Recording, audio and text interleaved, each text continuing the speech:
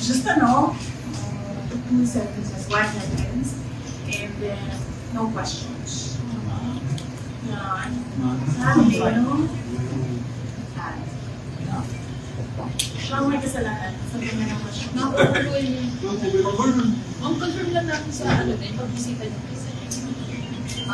Yes. So, my statement is,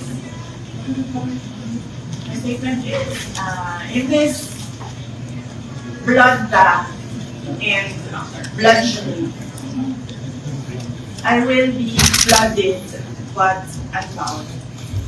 Maraming salamat. Ma'am, why did you attend today po? Why did... Anong comment mo?